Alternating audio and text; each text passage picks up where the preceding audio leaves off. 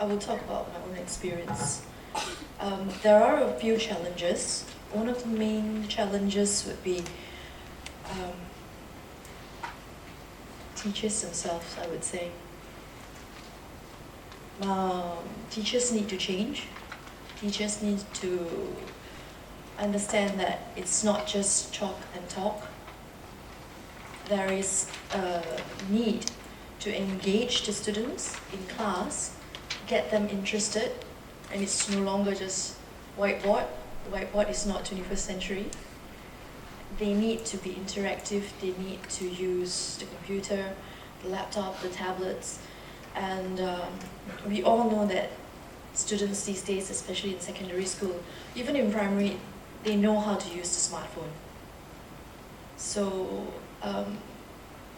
in class, it's very important to know how to make them focus and not just use the tablet or the smartphone for Facebook, social networking, but using Google when they want to do research in class, the right way to research, what is needed outside.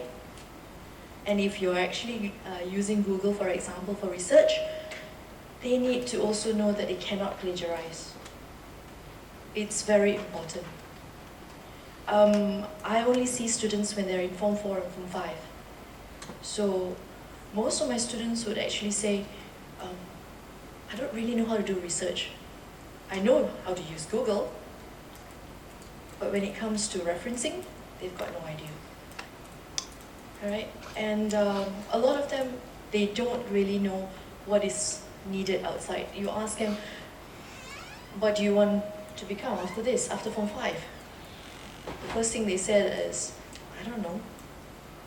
They're not sure. Maybe you have one or two. I've got this, for example, this year, a student in Form 4 who says, I don't want to study anymore. I want to do culinary arts.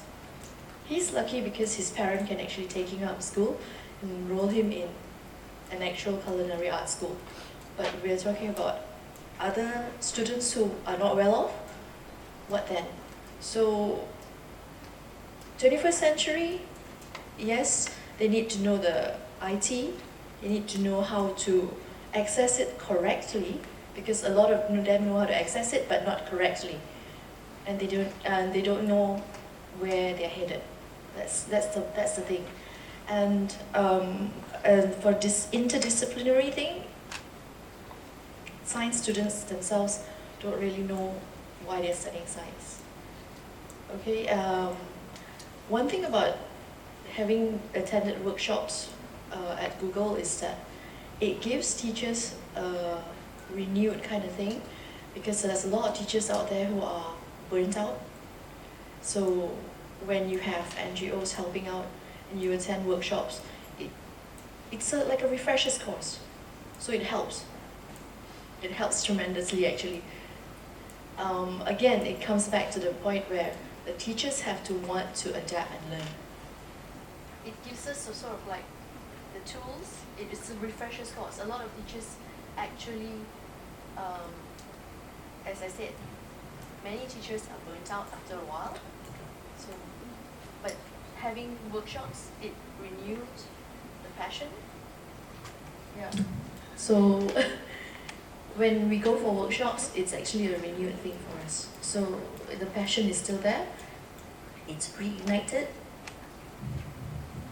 You talked about burnout. We have counselors for students in schools. Do they have counselors for teachers? No, they don't. That's a question.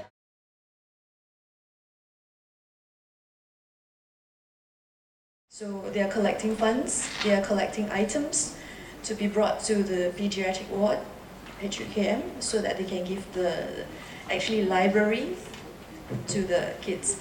So once you get them going and you tell them, okay, what can you do? They come up with creative ways. So the main thing is to let them come up with the idea and let them execute it. And they can do it, actually. All right?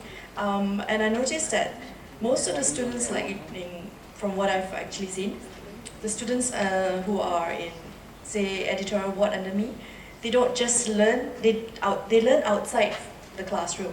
They learn leadership, how to control a crowd, Because, for example, yearly, I've got about 20 students in the editorial board, right?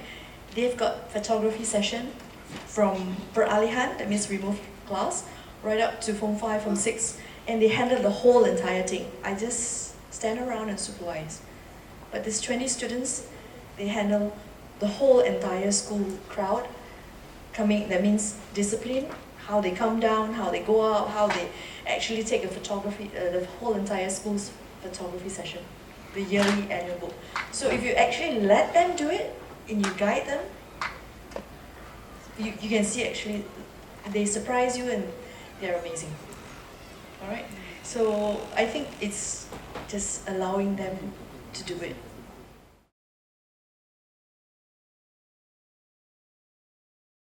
Integrating arts and science, I think you can actually do it in different subjects. English is one, civics is one. You can actually have it, it's actually in the topics. The school education, the syllabus, for example, you've got English, one of the topic would be science and technology. That's science. Then you've got social issues, again, that's arts. So you have it in themes.